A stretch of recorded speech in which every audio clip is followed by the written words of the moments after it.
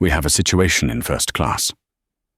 The 4 words, spoken into Captain Alistair Finch's headset by a junior flight attendant, were an annoyance, not a warning. For a man who saw the world from 37,000 feet, problems on the ground seemed small, insignificant, especially when they involved a young woman in a simple grey tracksuit who, according to the frantic whispers, was refusing to relinquish seat 2B. Finch sighed, the sound a gust of pure condescension in the sterile confines of the cockpit. He was a commander of a $50 million machine, a king in a pressurized cabin. He did not deal with ticketing disputes.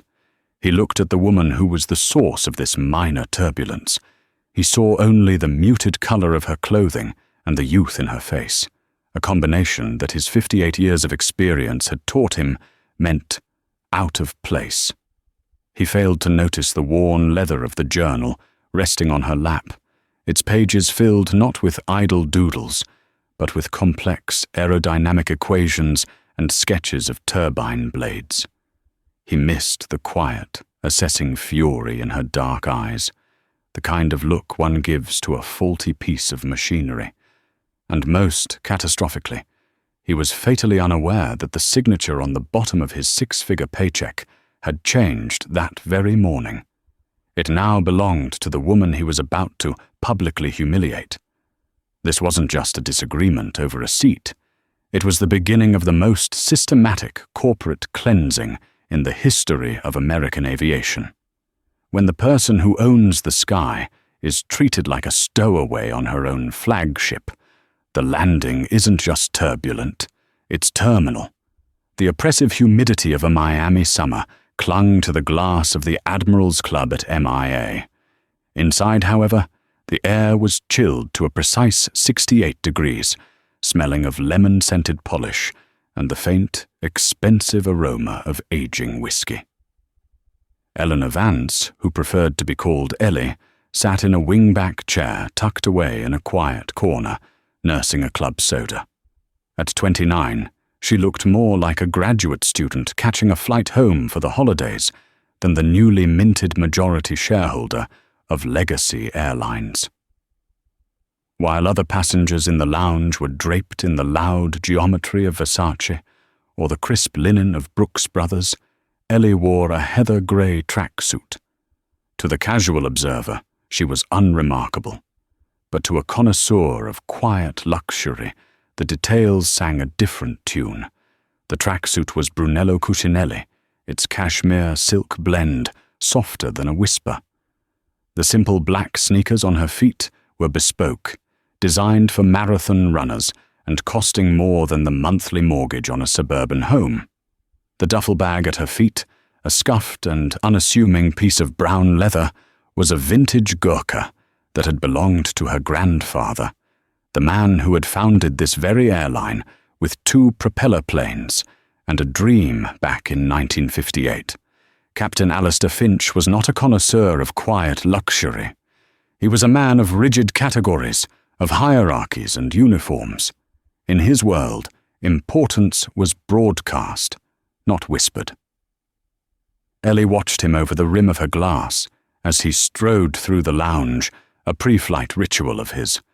He was the very model of a senior airline captain, a mane of distinguished silver hair swept back from a tanned forehead, a jawline that looked like it was carved from granite, and the 4 gold stripes on his epaulets gleaming with self-importance under the track lighting. He walked with the unshakable certainty of a man who believed the sky began and ended with his permission. He paused his regal procession near Ellie's corner. His eyes, the color of a stormy sea, swept over her, and his lips tightened into a barely perceptible sneer. He didn't say a word, but the judgment was as clear as a cockpit announcement. It said, "You don't belong here." Ellie calmly ignored him, her attention returning to her phone. A secure message from Marcus Thorne, her family's lawyer and her late father's closest confidant, was waiting. "The final transfer is complete, Ellie. The voting shares are officially yours as of 0800 this morning. Legacy is yours. Are you sure you don't want me to inform the board you're on this flight?" Ellie's thumbs moved swiftly across the screen. "No, Marcus. Dad let things slip. He got complacent. I need to see the rot for myself before I start cutting. I'm flying incognito to JFK. Seat 2B. Let's see how my grandfather's airline treats a regular passenger." She slipped the phone into her pocket and made her way to the gate. Boarding Legacy Flight 812 to New York was usually a smooth, anonymous process for her. But today, the air on the jet bridge felt thick with a tension she couldn't quite name. As she stepped onto the Boeing 777, the lead flight attendant, a harried-looking woman named Brenda, glanced at her boarding pass, then back at her tracksuit, a flicker of confusion in her eyes. "Welcome aboard," Brenda said, her smile not quite reaching her eyes. "Seat 2B on your right." Ellie found her seat, a spacious pod with direct aisle access. It wasn't the full suite of 1A, but it was still the rarefied air of first class. She stowed her grandfather's bag in the overhead compartment and settled in, pulling out her leather-bound journal. She just wanted a few quiet hours to review the preliminary reports on fuel efficiency across the fleet. The acquisition, a hostile takeover wrestled from a board that had grown fat and lazy under her father's declining health, had been a brutal 6-month campaign. She was exhausted. She was just jotting down a note about the engine's subtle vibrations during taxi, a faint, almost imperceptible tremor that suggested a fan blade imbalance, when a voice, sharp and brittle as breaking glass, shattered the cabin's tranquility. "Excuse me. I believe you are in my seat." Ellie looked up. Standing in the aisle was a woman in her late 50s, encased in a cream-colored St. John knit suit that was entirely unsuitable for air travel. Diamonds glittered at her ears and throat, and she held her boarding pass pinched between two perfectly manicured fingers, wielding it like a royal decree. This was Beatrice Croft, wife of Harold Croft, a long-standing and particularly odious member of Legacy's board of directors. Looming behind her like a monument to his own authority was Captain Finch. "What seems to be the trouble, Mrs. Croft?"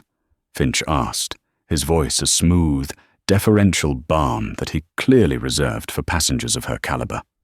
"The trouble, Captain," Beatrice drawled, pointing a lacquered nail in Ellie's direction, "is that this person is in my seat.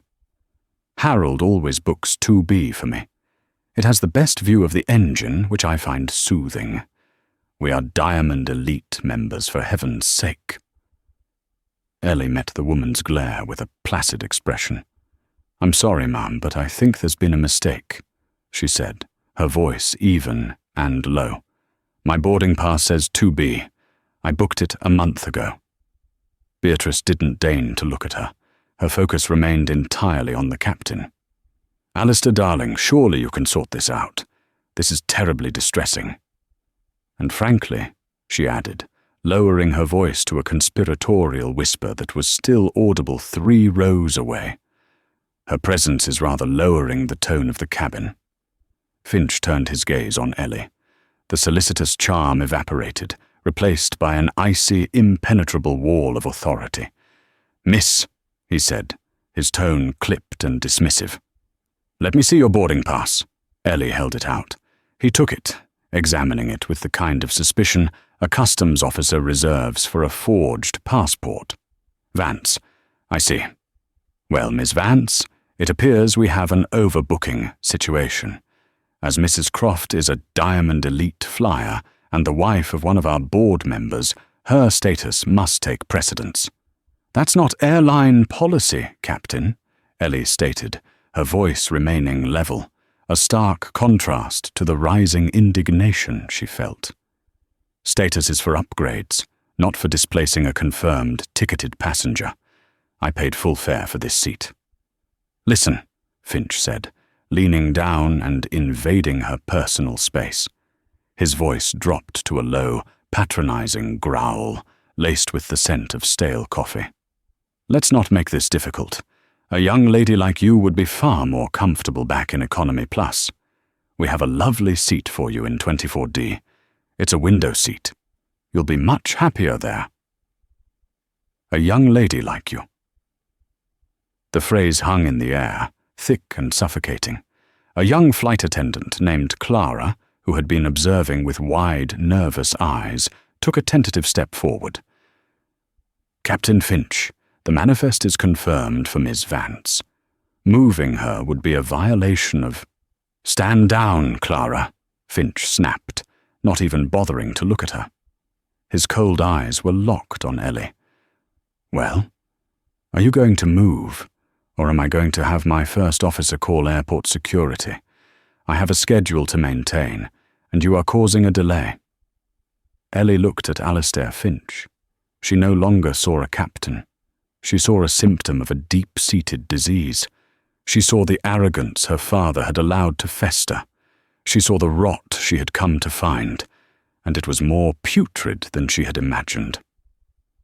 "Captain Finch," Ellie said, her voice now carrying a new, hard edge. She unbuckled her seatbelt, but made no move to stand. "I want you to be very clear about what you are doing. You are ordering me, a passenger with a valid ticket who has caused no disturbance, to vacate my seat under threat of removal from this aircraft. That is a direct violation of the Contract of Carriage, Section 9, Paragraph B." Beatrice Croft let out a short, ugly laugh. "Oh, listen to it. It's a little lawyer now. Alistair, for God's sake, just get her out of here. She probably has a counterfeit bag."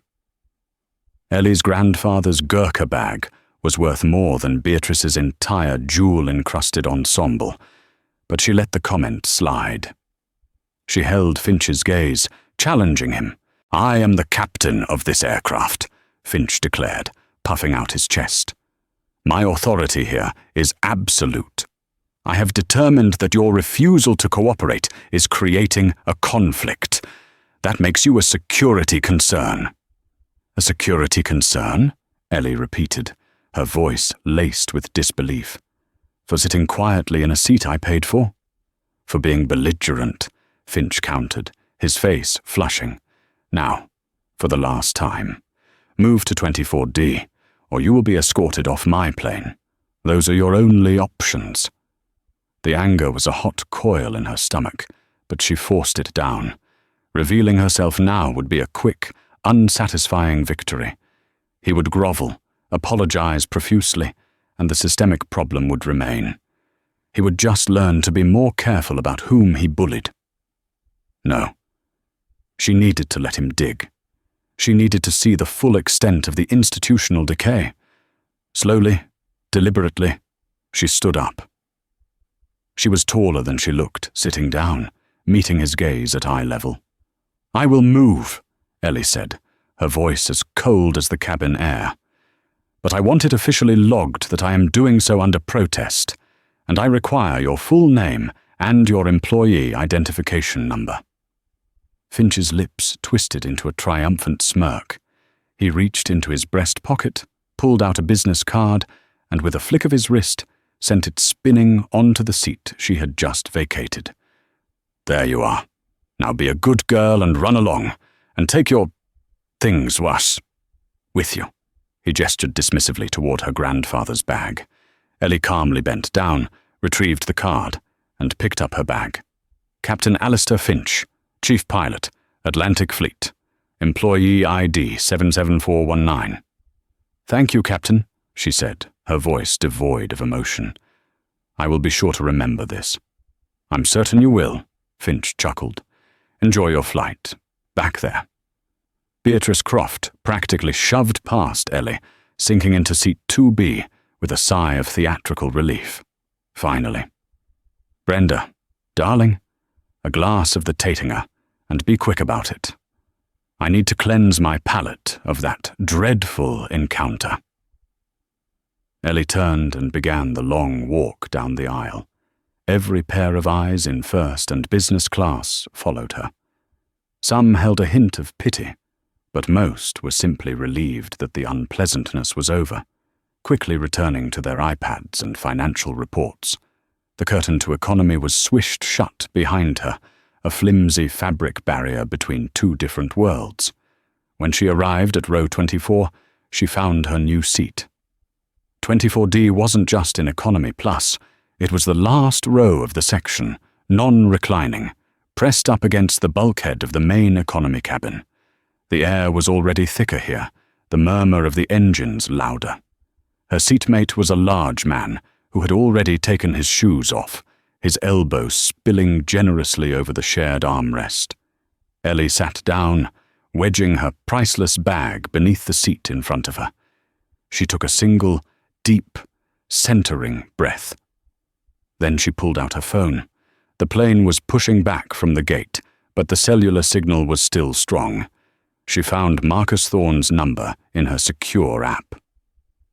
"Change of plans," she typed. "Keep the acquisition quiet. But I need you to do 3 things for me. First, pull the complete personnel file for a Captain Alistair Finch, ID 7419. I want every commendation, every complaint, every flight review for the last 20 years. Second, get me the file on a flight attendant named Gary Bishop on this flight. Third, assemble the entire executive board for an emergency meeting. Tell them to be on the tarmac when Flight 8112 lands at JFK. No excuses." Marcus's reply was instantaneous. "Ellie, is everything okay? What happened?" Ellie looked toward the front of the aircraft, where she could just make out Finch's silhouette through the gap in the curtains, laughing with Beatrice Croft.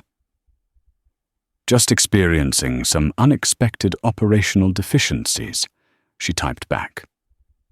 "Tell legal to start drafting termination papers. With cause, I'm fumigating the cockpit." The 4-hour flight to New York was an education in institutional failure. Word had clearly trickled down from the front. "The difficult woman from first class is now in 24D. Treat accordingly." When the beverage service began, the flight attendant for her section, a man with a perpetually sour expression and a name tag that read Gary, made a great show of serving everyone around her first. When he finally reached her row, he looked at her with disdain. "Just coffee and water back here," he announced, not asking what she wanted. "Water would be fine, thank you," Ellie said politely. He slopped some water into a plastic cup, spilling a good portion of it onto her tray table without a word of apology. Later, during the snack service, he made a point of announcing they were all out of the popular cheese and fruit boxes just as he reached her row. "Only pretzels left," he shrugged, tossing a small bag onto her lap. Ellie didn't eat. She didn't drink. She observed. She documented. On a fresh page in her journal, she began a meticulous log. 1432. F.A. Gary Bishop ignores call button from elderly passenger in 25C for 7 minutes. 1445. F.A. Bishop loudly complains about cheapskates in economy to his colleague in the galley. 15:10. Passenger in 23B reports his entertainment screen is frozen. Bishop tells him, "Tough luck, we can't reset it in the air," and walks away. This wasn't just one arrogant captain. This was a sickness that had spread through the entire organism. Legacy Airlines, once her grandfather's pride and the gold standard for American air travel, had become a flying monument to indifference. 2 hours into the flight, they hit a patch of rough air over the Carolinas. It wasn't just a few bumps. It was a sudden, violent drop that sent stomachs lurching and loose items flying. A collective gasp went through the cabin. Over the intercom, Finch's voice crackled, not with the calm reassurance of a seasoned pilot, but with the irritation of a man bothered by a fly. "Folks, just a bit of weather. Nothing to worry about. Flight attendants, stay seated." The turbulence intensified. The plane bucked and swayed, the wings groaning under the strain. The man next to Ellie was gripping his armrests, his face pale. Ellie, who had earned her multi-engine pilot's license at 16 and had flown through thunderstorms with her grandfather in his old Cessna, closed her eyes. She wasn't scared. She was analyzing. She could feel the plane's movements, the yaw, the pitch, the roll. Finch was fighting the weather. He was making aggressive, jerky corrections with the yoke, overcorrecting and exacerbating the nauseating ride. He was flying a 200-ton airliner like a stunt plane, trying to muscle his way through the turbulence instead of riding the currents. Arrogant in the air, too, she noted mentally. He thinks he can command the weather. Just then, the in-flight Wi-Fi, notoriously unreliable, flickered to life. Ellie had purchased a full flight pass the moment she sat down. She logged on, not to social media, but to Legacy's internal server. As the majority shareholder, Marcus had provided her with root-level access credentials that bypassed all standard employee firewalls. She didn't need to hack the system. She owned it. With a few taps, she was inside the cockpit's ACARS feed, the Aircraft Communications Addressing and Reporting System. She could read in real time the text-based messages Finch was sending to the dispatch center in New York. A message sent just 10 minutes prior made her blood run cold. Finch, LA 812, requesting priority gate at JFK. Have board member's wife on board, Mrs. H. Croft. Also require Port Authority presence at arrival gate. Have a disruptive passenger, name Vance, E. belligerent and non-compliant. Will need her escorted from premises for questioning. Her jaw tightened until it ached. He was not just covering his tracks, he was salting the earth. He was going to use the threat of a false arrest to intimidate her into silence. He was weaponizing law enforcement to punish a customer. She switched to her secure messaging app. Marcus, Finch is trying to have me arrested on landing. He's filed a false report with dispatch, claiming I'm a disruptive passenger. You need to kill this. Now. Call the head of the Port Authority at JFK. You have his number. Call the FAA if you have to. No one is putting me in handcuffs today. And confirm that the executive welcome party is still on. Understood, Marcus replied, his tone in the text now grim. The COO is with me. We are redirecting your flight. Finch will be told it's a last-minute gate change to a private hangar for Mrs. Croft's convenience. He won't know the reception committee is for you. Ellie leaned her head back against the non-reclining seat and, for the first time in hours, allowed herself a small, cold smile. The trap was set. The cockpit of the 757 was a serene bubble of glowing dials and screens as the familiar skyline of New York City emerged from the hazy twilight. Captain Alistair Finch felt a deep sense of satisfaction. He had masterfully navigated the weather, put an insolent passenger in her place, and was about to be rewarded with a priority gate for his troubles. He glanced at his first officer, a quiet man in his 30s named David Chen. Chen had been unusually silent since the incident in Miami. See, David, Finch said, gesturing toward the approaching runway.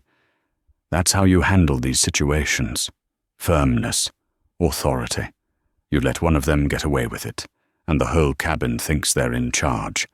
People like Mrs. Croft pay our salaries. People like that girl in the back are just ballast. I reviewed the ticketing log, Captain, Chen said, his voice carefully neutral. Ms. Vance's ticket was full fare, non-refundable. Technically, by moving her, we opened the airline to a significant compensation claim under DOT regulations. Finch laughed, a harsh, barking sound. Regulations are for lawyers, David. I'm a pilot. My job is to ensure the safety and security of this flight. I deemed her a security risk. End of story. The paperwork will reflect my judgment. Reality is what the captain says it is. The radio crackled. Legacy 812 Heavy, Kennedy Tower, cleared to land, runway 31L. Be advised your gate has been changed. Taxi to Private Hangar 17.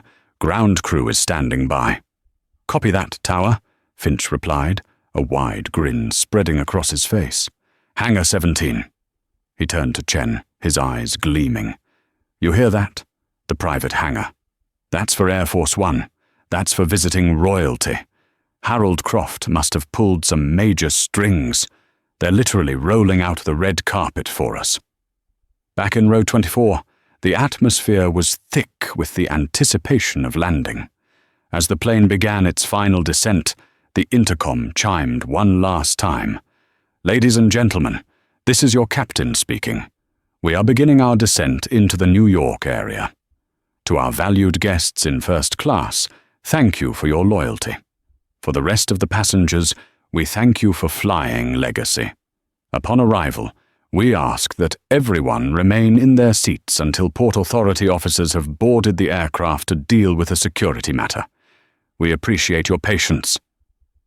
A wave of murmurs swept through the economy cabin. Heads turned, trying to spot the source of the trouble. A young college student sitting across the aisle leaned toward Ellie. Are they talking about you? He whispered, his eyes wide with a mixture of fear and fascination. Ellie met his gaze calmly. Yes, I believe they are, she said. But don't you worry. Class is about to be dismissed. Are you like a wanted criminal? The boy asked, his voice barely audible. Ellie's lips curved into a smile that did not reach her eyes. No, honey, she said softly. I'm the new principal. The landing was rough. Finch brought the aircraft down hard, a jarring thud that rattled the overhead bins, the landing of a pilot who was arrogant and in a hurry. As they taxied away from the main runway, passengers peered out the windows, their brows furrowed in confusion. Instead of the familiar terminals of JFK, they were heading toward a desolate area of the airport, dominated by a single, colossal hangar. Waiting on the windswept tarmac was not the usual collection of baggage handlers and fuel trucks. There was a line of 5 black SUVs, their tinted windows reflecting the dying light. There were 2 Port Authority police cruisers, their light bars flashing in silent, rhythmic pulses, and standing in a solemn line, their dark overcoats flapping in the jet wash, was a group of 7 men and 1 woman. In seat 2B, Beatrice Croft pressed her face against the window, clapping her hands in delight. Oh, Alistair has truly outdone himself. Look at that, Brenda. Harold must have arranged a full state welcome. This is the respect a Diamond Elite member deserves. Clara, the young flight attendant, also looked out the window, and the color drained from her face. She recognized the man at the center of the receiving line. It was William Davenport, the notoriously reclusive chairman of the board for Legacy Airlines. He never, ever came to the airport. Beside him was Marcus Thorne, the company's feared general counsel. A knot of pure dread tightened in Clara's stomach. What has the captain done? The massive engine spooled down, and the fasten seatbelt sign pinged off. Finch emerged from the cockpit, a triumphant look on his face. Brenda, open the main door. Mrs. Croft, if you'll allow me, I'll escort you down myself. We'll have you on your way before the unpleasantness is dealt with. Why, thank you, Captain, Beatrice cooed, grabbing her purse. You've been an absolute star. I shall certainly be putting in a good word for you with the board. Oh, I imagine my name is already on their lips, Finch said, with a self-satisfied wink. He had no idea how right he was. Brenda unsealed the cabin door, and the cool, damp New York air flooded in. The mobile staircase was already locked in position. Finch stepped out onto the platform, a conquering hero, with Beatrice on his arm. He scanned the tarmac, expecting a junior executive to greet him. Instead, his eyes met the stony gaze of William Davenport. Finch froze mid-step. He'd only ever seen the chairman's picture in the annual report. What in God's name was he doing on a blustery tarmac at dusk? Finch's bravado faltered for a second before his ego rushed in to fill the gap. They're here for Beatrice. Of course. Her husband is powerful. This is a show of respect for the Crofts. He puffed out his chest and descended the stairs, guiding Beatrice with a firm hand on her elbow. "Mr. Davenport, sir!" Finch boomed as he reached the tarmac, extending a hand. "What a pleasant surprise! A personal welcome for our most valued passengers." Davenport's hands remained buried deep in his coat pockets. He stared at Finch as if he were a particularly nasty insect. Finch's outstretched hand hung in the air for a painful moment before he let it drop. "Mrs. Croft," Marcus Thorne said, stepping forward. His voice was as smooth and sharp as obsidian. "I am," Beatrice said, preening under the attention. "And I must say, your captain here was a godsend. There was some sort of riff-raff in my assigned seat, and he handled it with wonderful efficiency." "Is that right?" Thorne asked, his eyes cold. He held a tablet in his hand. "Captain Finch, your ACAR's report mentioned a security threat. A passenger by the name of Vance." "Yes, Mr. Thorne," Finch said, eager to establish his version of events. "Utterly belligerent, refused to follow crew instructions, claimed a first-class seat she clearly didn't belong in. I made a command decision for the safety of all passengers and had her moved to the rear. I trust your officers are here to take her into custody." He gestured toward the Port Authority police. The two officers didn't even glance at Finch. Their eyes were fixed on the top of the aircraft stairs. "You moved this passenger to row 24, Davenport said, his voice a low rumble that seemed to vibrate in Finch's bones. "Yes, sir. Seat 24D. Contained the problem perfectly," Finch said, beaming with pride. 24D, Davenport repeated, turning to look at the other board members, who now looked physically ill. Is there a problem, sir?" Finch asked. A single bead of sweat traced a path down his temple. The wind suddenly felt arctic. "Captain," Thorne said, his gaze lifting toward the open aircraft door. "You were correct that you were carrying a VIP today. In fact, you were carrying the single most important person to the future of this company." "Well, it's about time someone recognized that," Beatrice said, stepping forward expectantly. "Not you," Thorne snapped, his voice cutting her off at the knees. Beatrice gasped, as if she'd been slapped. Thorne's gaze returned to the stairs. "We are here to welcome the new owner of Legacy Airlines." Finch's mind reeled. "The owner? But we're a publicly traded corporation. There is no single owner." "As of 8 o'clock this morning, that is no longer accurate," Thorne stated. "A controlling interest, 51% of all voting stock, was acquired in a single block transaction. One person now owns this fleet. They own these routes. They own this brand. And, Captain, they own your employment contract." A chasm of ice opened in Finch's stomach. Who bought us?" Thorne's lips pulled back in a smile that held no warmth. "Why don't you ask her yourself?" He gestured with his chin toward the top of the stairs. There was movement in the doorway. First Officer Chen appeared, his face ashen. He quickly stepped aside. And then she emerged. Eleanor Vance stood at the top of the stairs. She was still in the Cucinelli tracksuit. She was still holding her grandfather's worn leather bag. Her hair was slightly mussed from hours in a cramped, non-reclining seat. But as she stood there, silhouetted against the cabin lights, looking down at the assembled executives on the tarmac, she didn't look like a passenger from Economy Plus. She looked like a monarch surveying her court.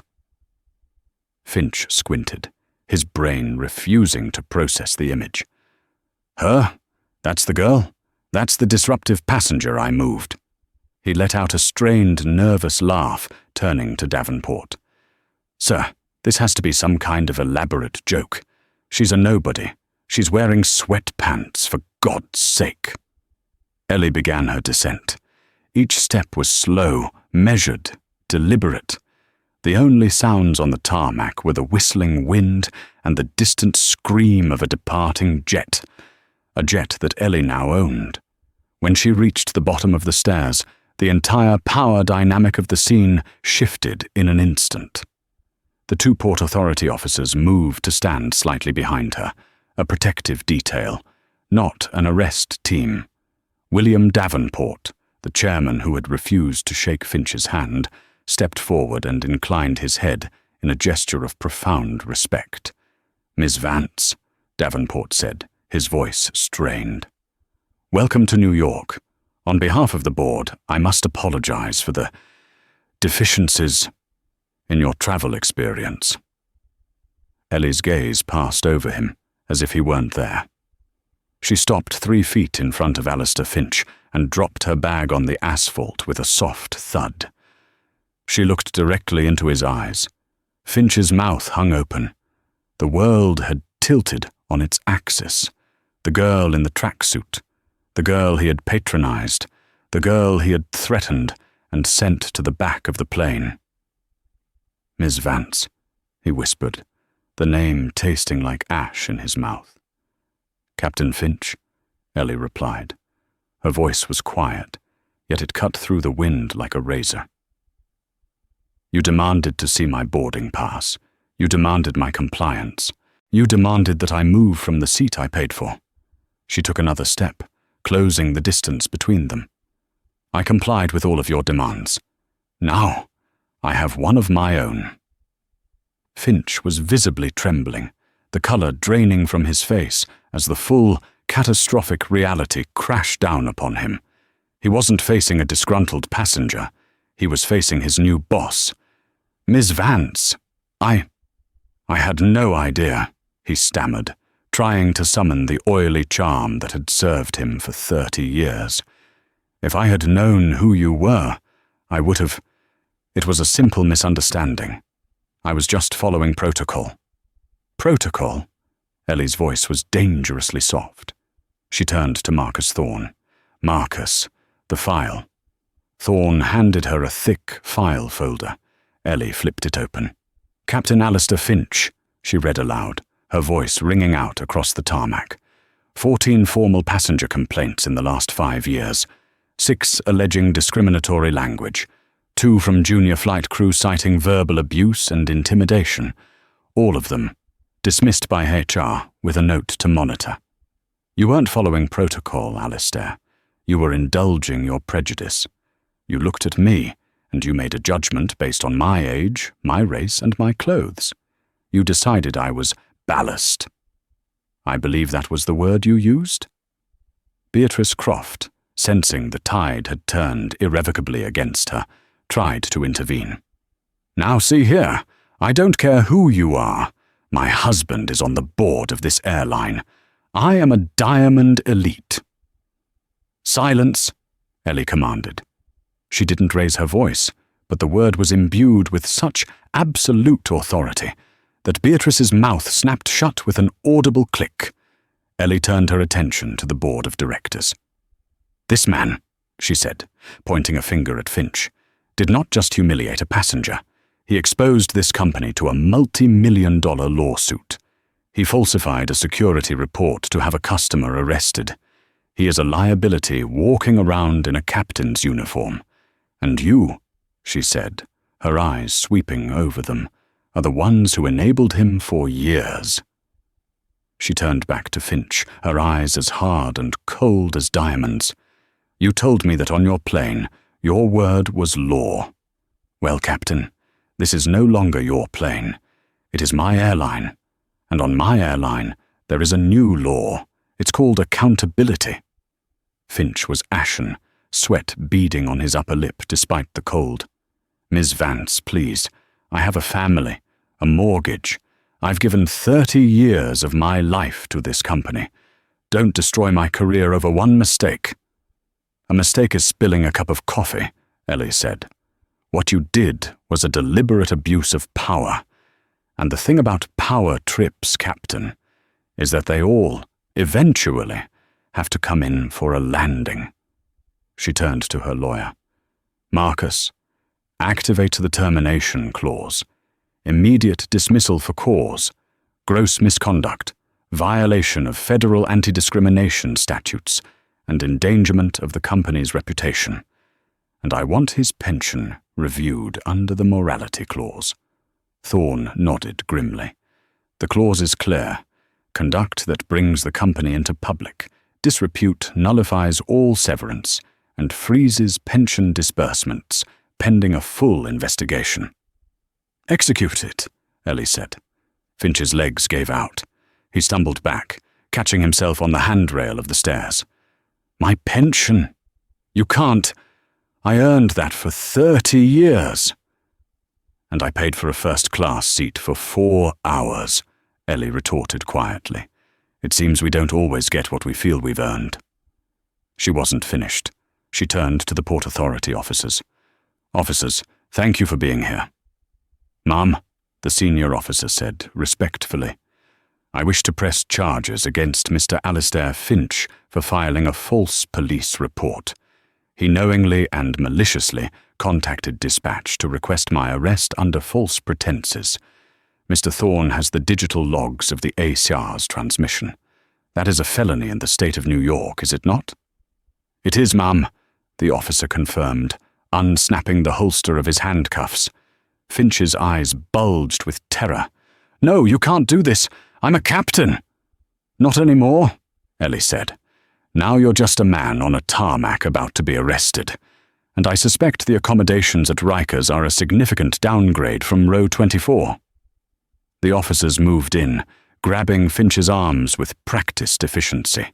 The 4 gold stripes on his sleeves, the very symbols of his power, crumpled as his hands were wrenched behind his back. The sharp, metallic click, click of the handcuffs being secured was the final, definitive sound of a career ending. Ellie watched, her face unreadable, as he was led, shouting and protesting his innocence, toward a police cruiser. It brought her no joy, only a grim sense of necessity. The first cut had been made. Then she turned to Beatrice Croft, who was trying to shrink into the shadow of a baggage cart. And you, Ellie said, her voice dropping to a near whisper as she walked toward the terrified socialite. Beatrice forced a sickly, desperate smile. My dear girl, surely we can come to some accommodation. You are a Diamond Elite member, Mrs. Croft. You fly Legacy exclusively. Is that correct? Yes. Yes, of course. We are your most loyal customers, Beatrice chirped, nodding vigorously. Excellent, Ellie said. Then you'll be the first to know about my new loyalty policy. She paused, letting the woman hang on the precipice. You're banned for life. The tarmac at JFK was a desolate stage, the drama lit by the cold, impartial flashing of red and blue police lights. As the cruiser carrying a broken Alistair Finch disappeared into the night, Ellie Vance turned her attention to the remaining fragments of her shattered flight experience. Beatrice Croft stood rigid, her St. John suit looking suddenly cheap and garish under the harsh lights. Banned? You can't ban me. My husband, Harold Croft, sits on your board. He will hear about this insolence. Ellie stepped so close to Beatrice that the woman could smell the faint scent of rain on her cashmere tracksuit. Mrs. Croft, Ellie said, her voice a low, dangerous current. I just had a 30-year veteran pilot arrested on the tarmac in front of his entire crew.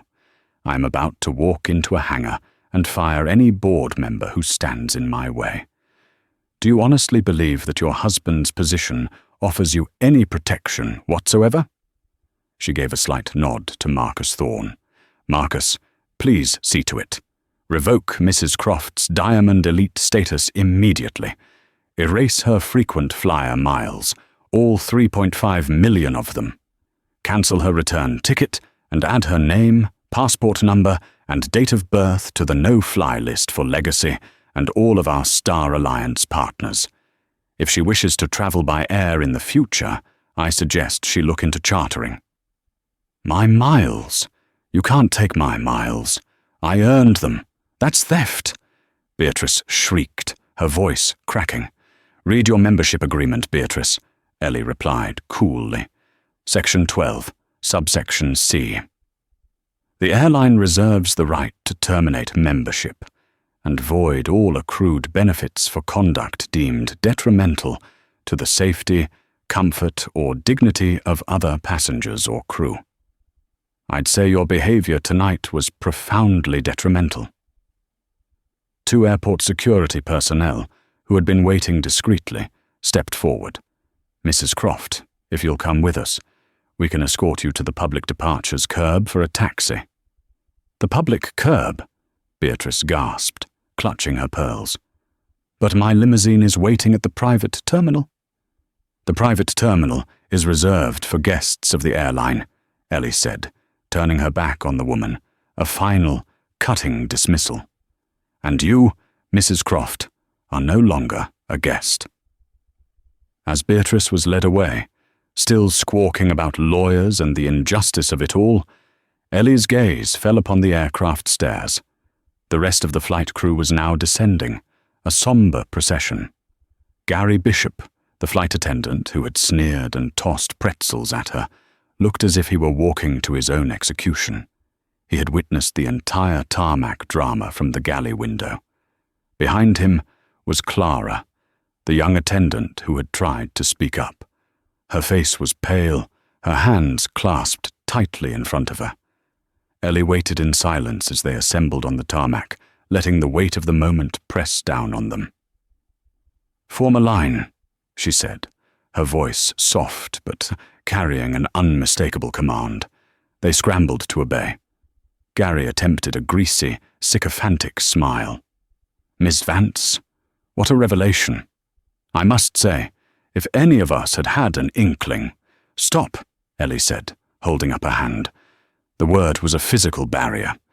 "If the next words out of your mouth are, 'who you were,' I will personally see to it that the only customer-facing job you'll ever get again is handing out paper towels in a bus station restroom." Gary's mouth snapped shut.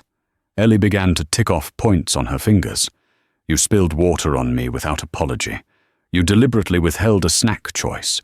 You ignored a call light from an elderly woman in seat 25C for 7 minutes and 12 seconds.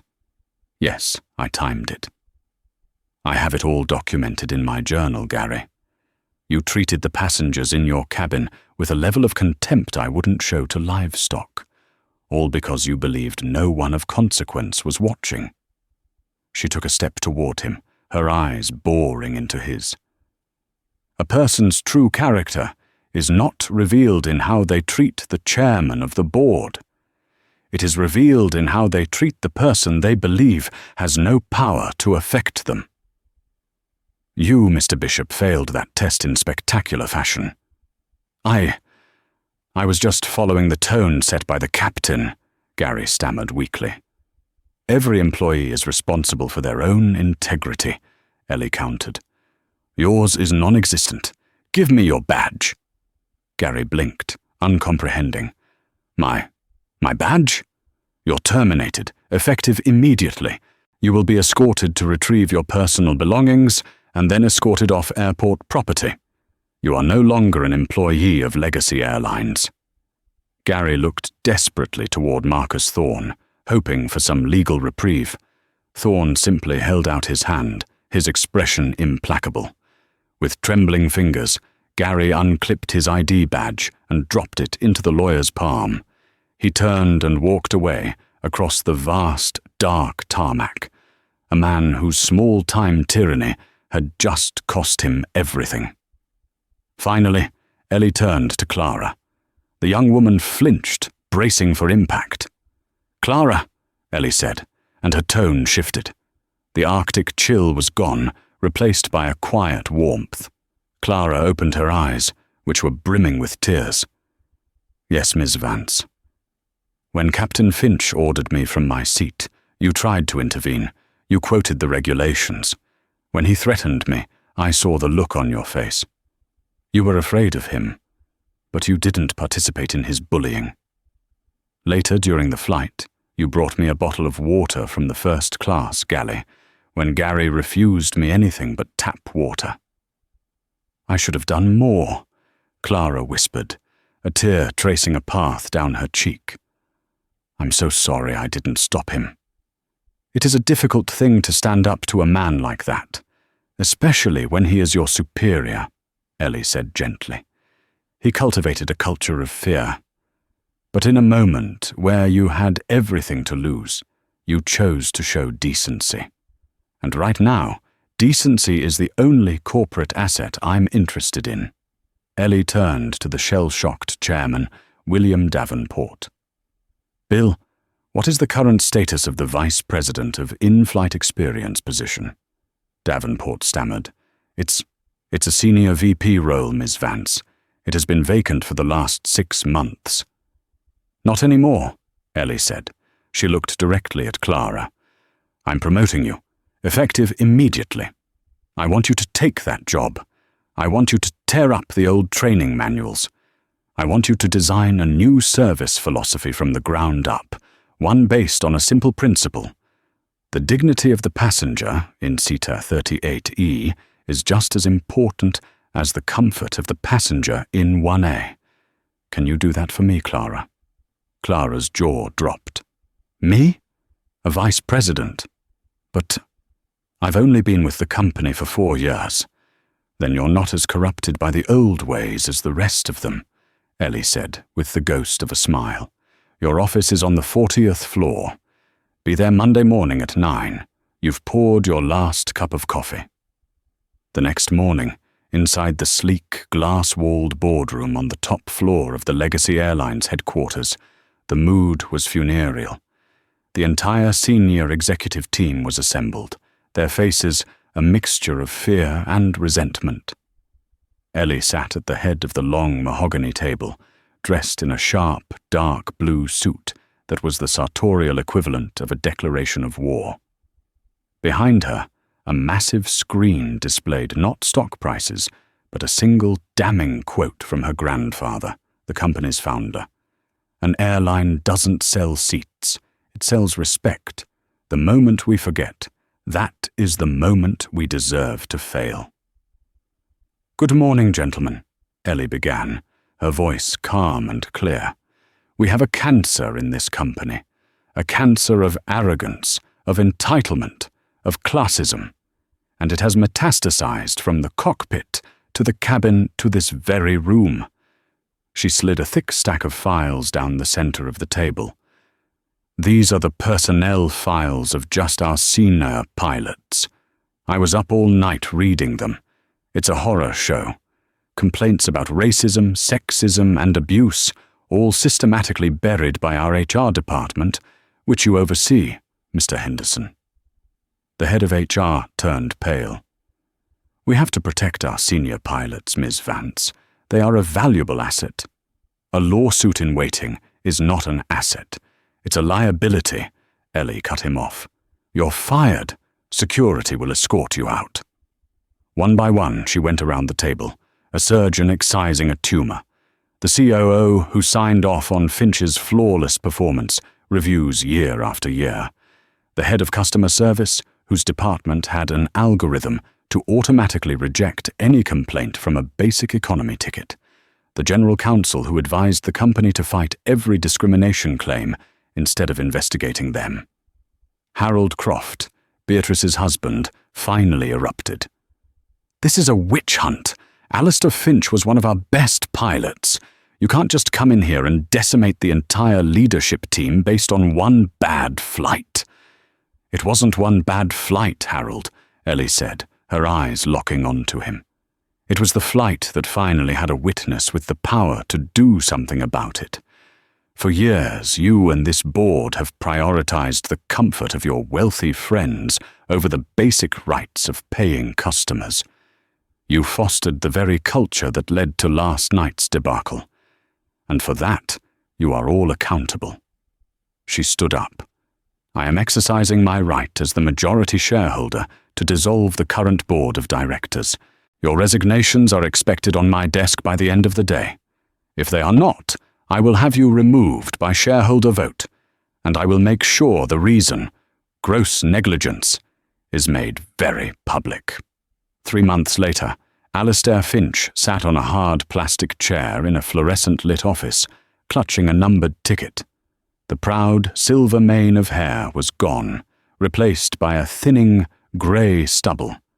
His captain's uniform, once a symbol of his dominion, had been replaced by a frayed polo shirt. His life had unravelled with the speed of a catastrophic engine failure. The arrest had become a national news story. The video, filmed by a baggage handler and sold to a tabloid, went viral. He was Captain Karen, the personification of airborne arrogance. Legacy Airlines had fired him, and the morality clause had indeed been invoked, freezing his pension and leaving him financially ruined. His wife, who had married the uniform and the lifestyle, left him within a month. He had applied to every other airline, even cargo carriers and budget charters. But the aviation industry is a small, gossipy world. The FAA investigation, prompted by Ellie's formal complaint, put a permanent black mark on his record. He was untouchable. "Number 72, a bored voice called out. Finch walked to the counter of the New Jersey Unemployment Office. "Name?" the clerk asked, not looking up. "Alistair Finch." "Last job?" "Airline captain," he said, the words tasting like poison. He quickly corrected himself. "Former pilot." "Okay, Mr. Finch," the clerk said, tapping at her keyboard. "Got a possible match here. It's not flying." "I'll take anything," Finch mumbled. His savings were gone. Newark Liberty Airport is hiring sanitation crew for the night shift, cleaning the terminals and the aircraft lavatories after they land. Pays $14 an hour. Finch felt a wave of nausea, cleaning the toilets of the very planes he used to command. It was a humiliation so profound, so specific, it felt like something out of a Greek tragedy. Is that all there is? That or stocking shelves at the Costco in Wayne. Your choice. He swallowed the lump of pride in his throat. I'll take the airport job." 6 months after that fateful flight, on a cold, rainy winter night, Alistair Finch was pushing a cleaning cart through the deserted Terminal C at Newark. He was emptying the trash bins near Gate 92 when a flight crew walked past. They were young, energetic, laughing. They wore the newly redesigned Navy uniforms of the rebranded Legacy Air. The new captain, a young woman with 4 gold stripes on her shoulders, paused to help an elderly passenger who had dropped her bag, picking it up with a warm smile. She then turned to her crew. "Okay, team, let's get this bird home. Remember the Vance mandate. Every passenger, every flight, every time. Treat them like they own the place." She glanced over, and her eyes met Finch's for a fleeting second. She didn't recognize the gaunt, hunched-over janitor in the grey overalls, but he recognized her. She was one of the first officers he had berated into tears years ago for questioning his landing approach in a crosswind. Finch quickly turned away, hiding his face, his hands gripping the handle of his trash cart. As he watched them walk down the jet bridge, he saw a Legacy 777 being pushed back from the gate, its lights blinking defiantly against the dark, stormy sky. He watched it taxi, gather speed, and lift gracefully into the night. The world he had once commanded, now forever beyond his reach. He was left on the ground, surrounded by the garbage left behind by others. A fitting end for a man who had treated a human being like trash. Legacy Air, under Ellie Vance's leadership, became a model for the industry. Clara, the former flight attendant, thrived as VP, implementing revolutionary training programs focused on empathy and de-escalation. Ellie still flew constantly, but more often than not, she booked a seat in the back. She'd put on her grey tracksuit, take out her grandfather's journal, and watch. She watched to make sure the culture had truly changed. She watched to ensure that her crew treated the student in the middle seat with the same respect as the executive in the front row. Because Ellie Vance understood a fundamental truth that Alistair Finch had learned far too late. Your altitude in the cabin is no measure of your character. You can pay for a first-class ticket, but you can never buy class.